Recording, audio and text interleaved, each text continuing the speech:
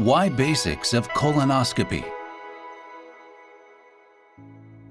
Why is basic colonoscopy training that important? The fundamental skills of performing a very good colonoscopy actually truly relates to the learning curve of the most advanced therapeutic procedures like ESD, POEM, and EFTR. Endoscopic interventions share significant similarities with surgical procedures where access to the lesion and treatment strategy are key. However, the most critical aspect is the proficiency in handling a floppy endoscope itself. I had the privilege of working as a consultant in Sweden from 2014 to 2016, where my primary focus was to help start up their colorectal ESD. I knew I had a huge challenge because Sweden had no intermediate length colonoscope, which is 133 centimeters long, which was essential for learning and performing good quality colonoscopy. This is data I am quite proud of because gradually after I promoted the usefulness of the short colonoscopes, a lot of the institutions in Sweden started to trust me and opted for a shorter instrument. This graph shows the annually bought eye-length scopes versus the long-length scopes in Sweden. As you can see, I introduced the first eye-length scope to Sweden in 2014, and gradually people began to understand the usefulness of the short colonoscope, and last year, over 50% of the scopes that were bought were changed to eye-length scopes. Interestingly, there was also a correlation to how many ESD knives, actually this is dual knives, that was sold in Sweden, suggesting that my theory to be true that basic colonoscopy skills do correlate with advanced endoscopic skills. Throughout my career as a trainer, teaching proper basic colonoscopy technique was one of the most difficult tasks. It was actually most time-consuming and cumbersome. I tried using colon models like CM15. It was okay, but it was not still good enough. Self-training was very difficult. You have to clean and rinse and dry the model each time you use it, and you don't get any actual feedback from the training. In 2018, I had the chance to work with the prototype of the Mikoto Colonoscopy simulator. I have to admit, I was shocked with the realistic modeling of the colon and the computerized quality indicators that measured your actual insertion technique was just amazing. After meeting the creator of the simulator, Dr. Masashi Fuji of Tottori University, we started our journey to promote how to standardize proper endoscopy technique and do something about the global shortage of endoscopists worldwide. This is the Mikoto Colonoscopy simulator. What makes Mikoto so special is that everybody starts out in the same setting. You get instant feedback and scoring of your intubation technique, and you can also look back at what you did wrong or what you can improve in comparison with experts. And this leads to self-training. Mikoto is probably the only colon simulator that can teach you the no-loop insertion technique. This innovative tool can train physicians cost-effectively, reducing the burden on trainers and lowering overall education costs. It will eventually increase the number of endoscopists, increase the number of endoscopic treatment, standardize the proficiency of practitioners, and ultimately help reduce cancer-related death, which is our primary goal. Basics of colonoscopy. Why is basic colonoscopy difficult to learn? This is because there are several different insertion techniques, and it is almost impossible to get an image of what you are actually doing inside the colon, and each maneuvers are too complicated to explain. This is because you're doing so many things at the same time, like torquing the instrument, up, down, right, left angulation, advancing and retracting the endoscope all at the same time. In the majority of the Western and East Asian countries, people still use the loop formation intubation technique. Loop formation technique is an okay technique, but this technique is actually a no-brainer. You're just brave enough to push through the colon and pull back to straighten the sigmoid colon. There are some times you need to do this, but why not take it to a higher level and learn a better technique? The true beauty of an idealistic colonoscopy intubation is collecting the mobile segments, the sigmoid and the transverse colon, onto a straight colonoscope and keeping it straight throughout the procedure. This is intubation with the no-loop technique, which we will demonstrate later on in this video. If you understand the no-loop technique, it will probably open up a completely different level of endoscopic proficiency.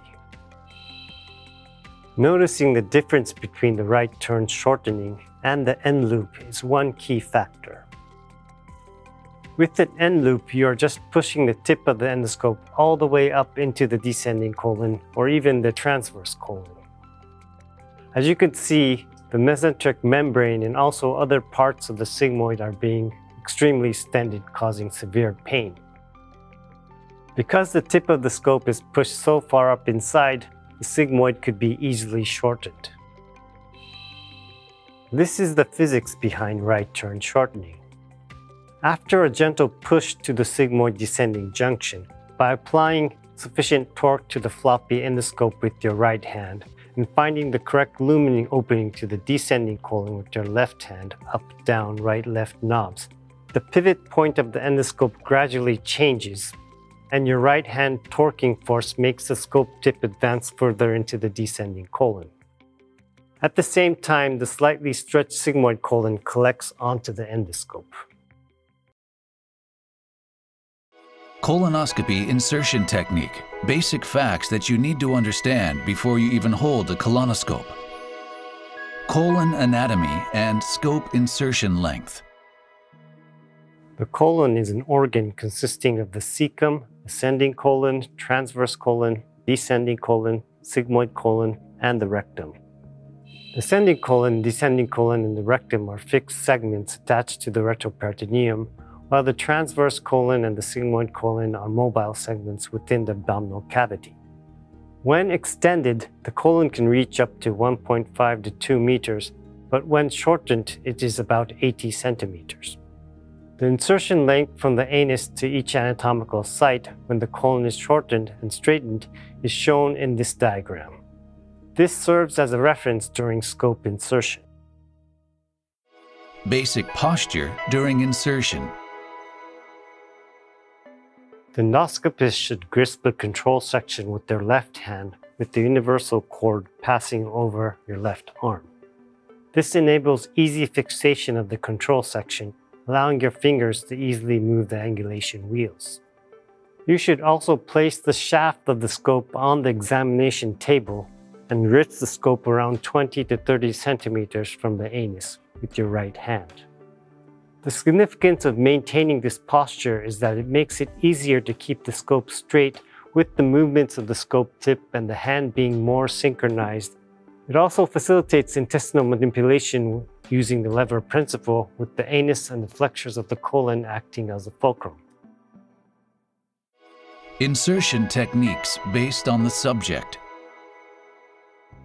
Understanding the optimal scope selection based on the subject is essential for conducting a safe and painless examination. The scope is selected based on factors like outer diameter, variable stiffness, magnification capability, and the presence of water jet function.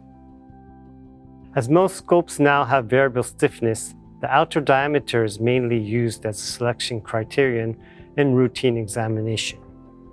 After confirming the patient's medical history, gender, and the body size beforehand, the scope suitable for subjects should be selected. Cases suitable for a thinner scope. Generally, thinner scopes tend to be softer with a smaller curvature radius when the scope is bent, making them suitable for cases with severe diverticulosis, adhesions, or in thin women. Because the contact area between the intestine and the scope is small, and the scope is soft, it causes relatively less discomfort to the patient. However, it should be noted that thinner scopes tend to loop easily and are more difficult to resolve due to the less friction. Cases suitable for a thicker scope. In general, thicker scopes are harder and have a larger curvature radius, making them less prone to forming loops. which is an advantage for obese patients or those with elongated colons. Since there is more friction between the intestinal wall and the scope, loops are less likely to form and easier to resolve, but caution is needed as pushing the scope can cause pain. Colonoscopy insertion method. Practical application of the technique. Develop a sense of coordination between the scope tip and the right hand movements, as well as a feel for straightening the scope. Strategize the insertion process by dividing it into first and second phases. Master the right turn shortening technique. When aiming to insert using the non-loop method, it's crucial to focus on the coordination between the scope tip and your right hand operations. If this coordination is lacking, it indicates that the colon is not sufficiently straightened, and it is necessary to quickly identify any areas where the bowel has been stretched or where loops have formed. By using angulation and torque, the bowel should be shortened before proceeding with deeper insertion. It is easier to understand the insertion process if you divide the intubation to two phases. The first phase from the anus to the splenic flexure, and the second phase from the splenic flexure to the cecum. The sigmoid colon, which is the highlight of the first phase, is a non-fixed organ that tends to stretch easily and carries a high risk of insertion difficulties due to factors like diverticula and adhesions. This area is also where most perforations associated with colonoscopies occur. If you can insert the scope into the descending colon without stretching the sigmoid colon, the chances of performing a safe and painless colonoscopy greatly increases, so focused training is essential.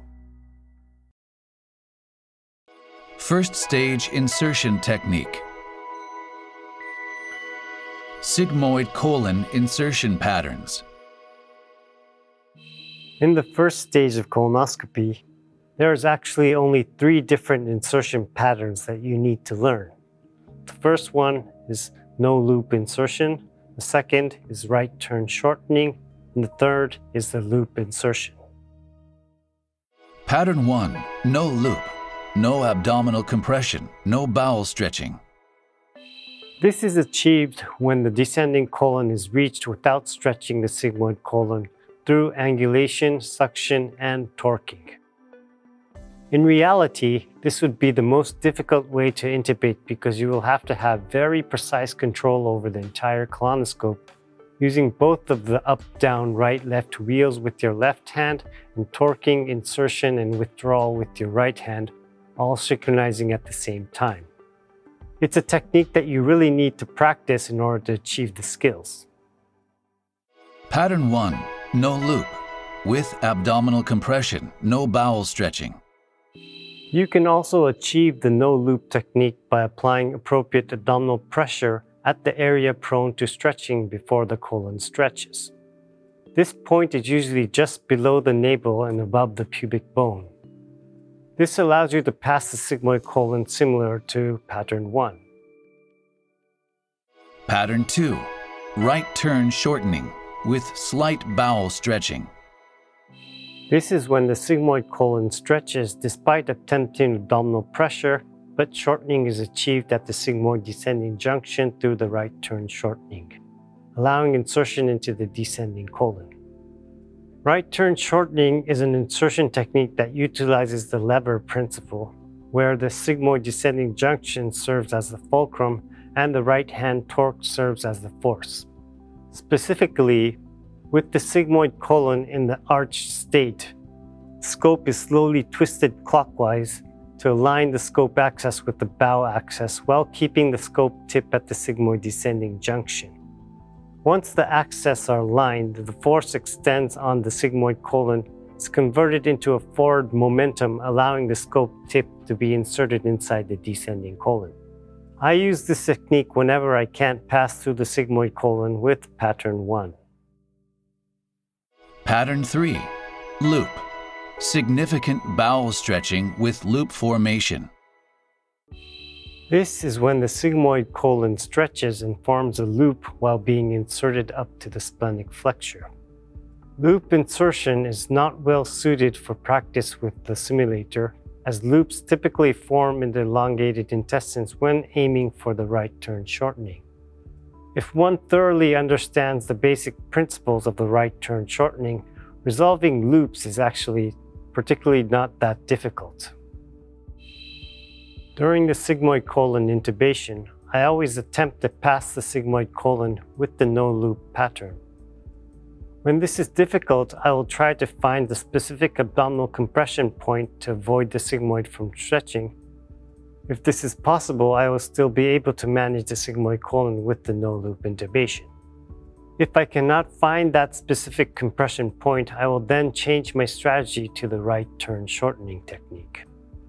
Finally, if neither no-loop or the right turn shortening technique are not possible, I will use the loop formation technique. In the majority of the colons, you should be able to manage either with the non-loop or the right turn shortening technique. Second stage. Transverse colon shortening. Shortening of the transverse colon is actually quite easy. After confirming that you have a straight scope in the descending colon, the scope is inserted using a push technique up to the midsection of the transverse colon. Then the scope tip is advanced to the hepatic flexure by applying left torque and suction at the bends. There may be multiple bends in the mid-transverse colon, in which cases the above procedure should be repeated as needed. Techniques for handling the splenic flexure. I will explain traps novice endoscopists would encounter. The main causes of failure to insert deeply in this area are the re-looping of the sigmoid colon and loop formation at the splenic flexure.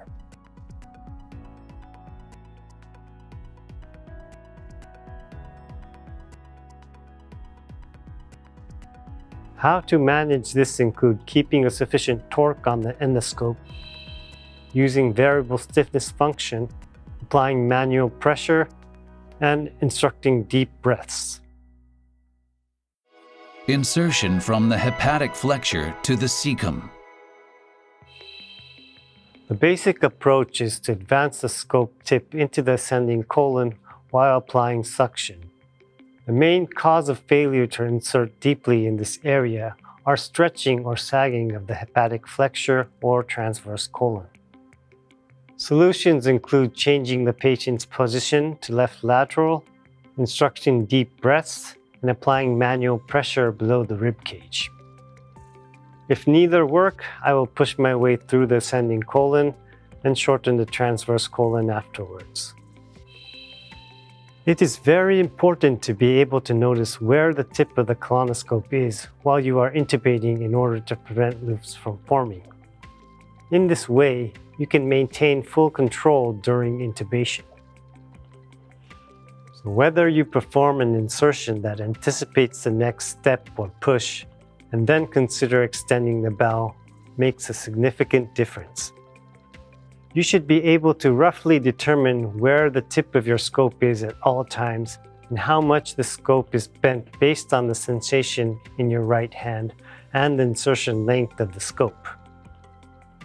To be frank, except for cases with adhesions or poorly fixed intestines, you can almost figure it out. If you notice movements that might form a loop, anticipate and compress the abdominal area to flatten the point where the bowel is likely to extend. This often allows you to break through.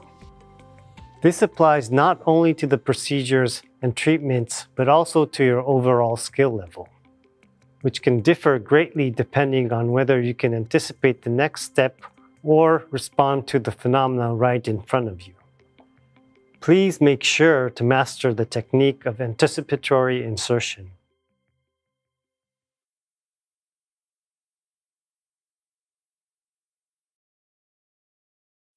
Mikoto Simulator Training Session. After understanding the 3 basic intubation techniques, let's move on to the actual Mikoto training using the standard mode. In reality, we would start out with the no-loop technique and then move on to the right turn shortening, and then if not possible, use the loop formation technique. But for actual training, you must first understand the right turn shortening technique. So your primary goal is to understand and to be able to perform the right turn shortening technique, then move on to the more difficult no-loop techniques.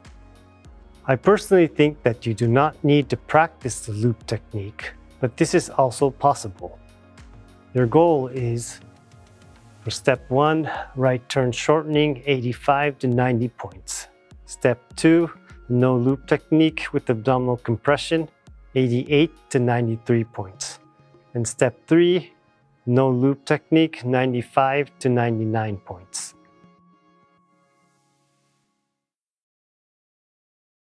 Demonstration Pattern 1.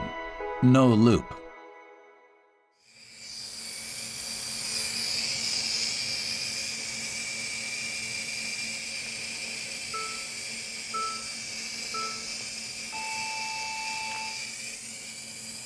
Now I will try to demonstrate the no loop technique.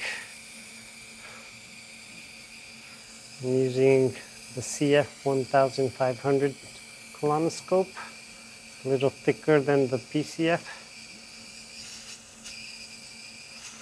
I always want to try to keep the lumen down to the right lower quadrant. Very gentle movements with the right and left angle knobs.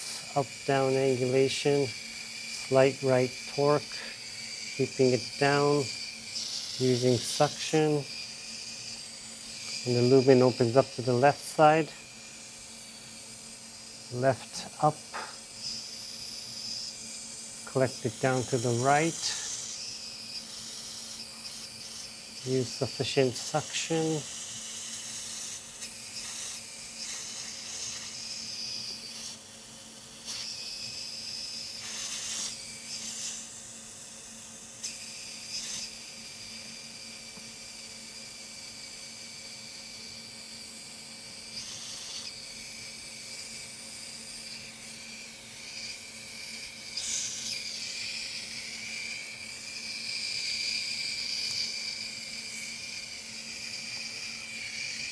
Entering the descending colon, confirming 1 to 1.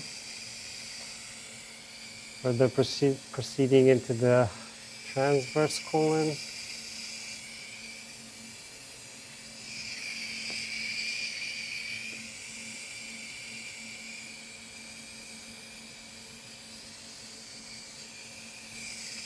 Hepatic flexure and descending colon. I will check my score. And as you can see, I haven't stretched the sigmoid at all. It's all the way down, keeping it down to the right lower quadrant here.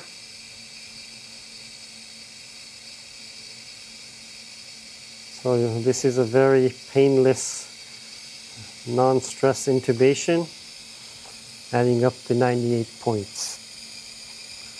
No stretching of the sigmoid.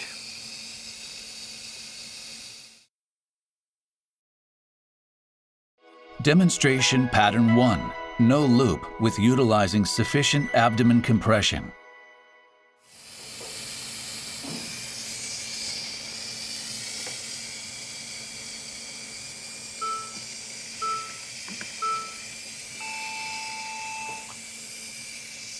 Now I will demonstrate the no loop technique with the assistive abdominal compression.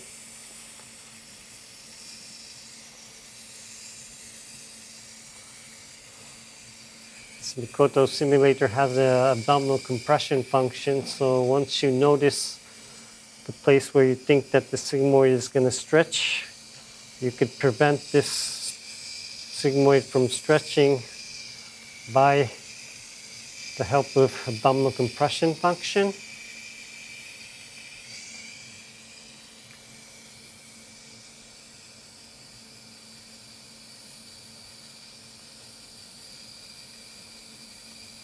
This is a point where I think that I would need to push, so I would have the abdominal compression function on,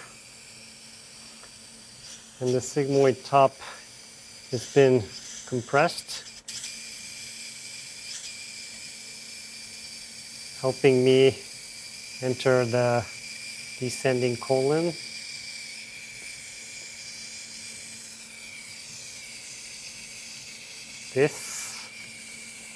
Now I'm in the descending colon.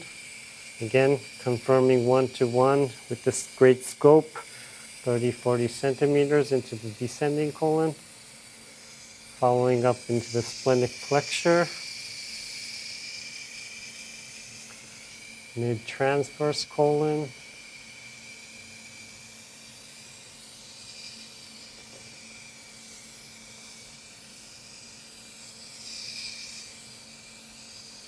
hepatic flexure,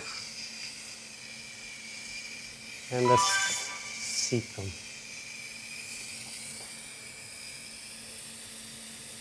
Now I'll check my score again. As you can see here, right before I enter the descending colon, I have the abdominal compression function on, so the sigmoid top is prevented from stretching out, helping me enter the descending colon gently, similar to the no loop technique.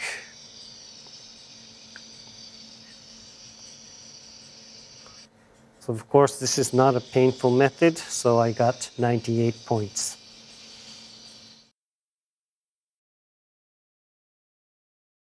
Demonstration, Pattern 2, Right Turn Shortening.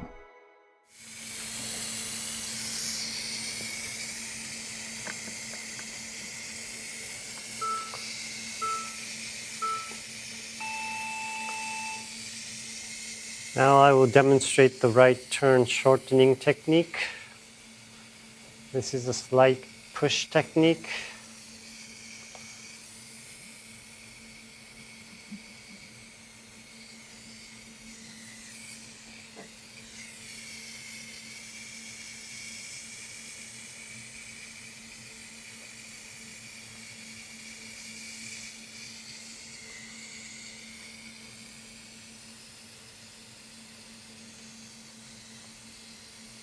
Once you pass the sigmoid top, you'll find the opening to the descending colon, and gently push towards the descending colon, making a small arch.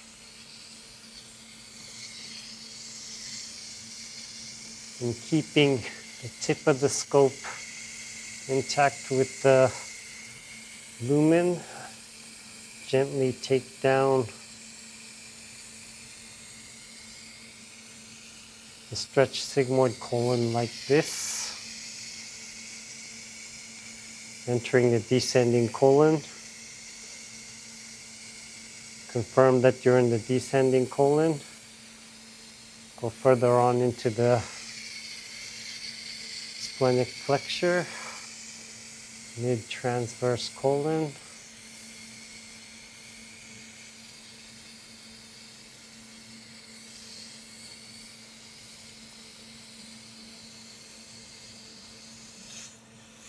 hepatic flexure, and descending colon.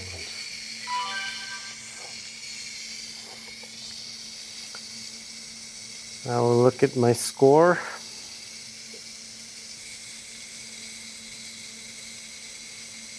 And as you can see, I have stretched the sigmoid colon, making a small arch, but sufficiently managed to take down this small arch with the right torque and taking back the lumen.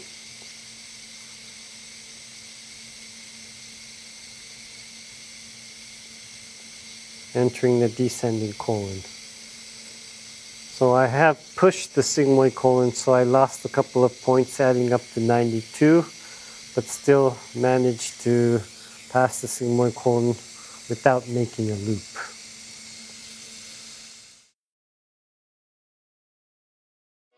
Demonstration, Pattern 3, Loop Insertion.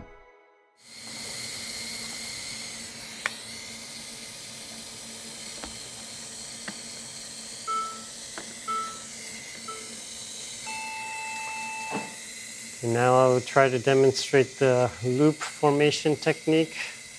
In reality, I would not want to try to do this, but sometimes there are times when you need to push through and make a huge loop.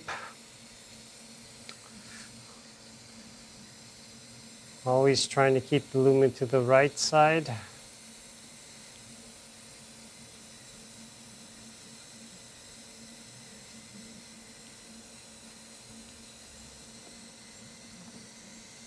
Now I have to, this is a push technique, so I have to advance the scope tip all the way up into the descending colon, trying to find the opening to the descending colon.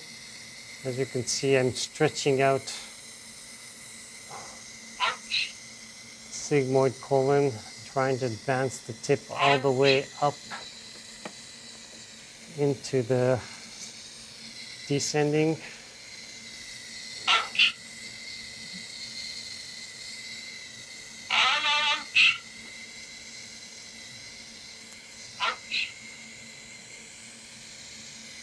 And after advancing all the way up almost to the splenic flexure,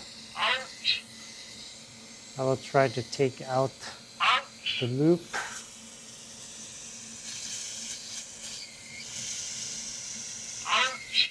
Try to keep it centralized, and slowly take out the loop.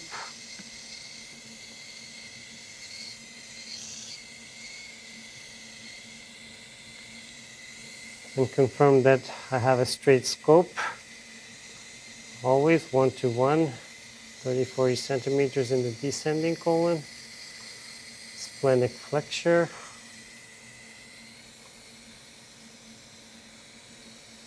Mid-transverse.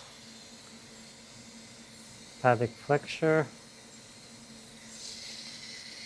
Descending colon. And cecum. So I look back at my score.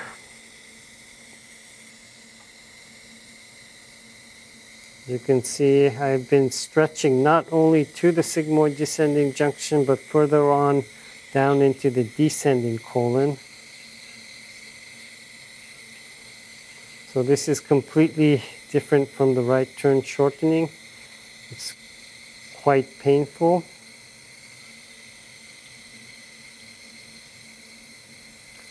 And because I've pushed the scope all the way up into the descending, it's easy to take out the loop like this. But this is a painful technique.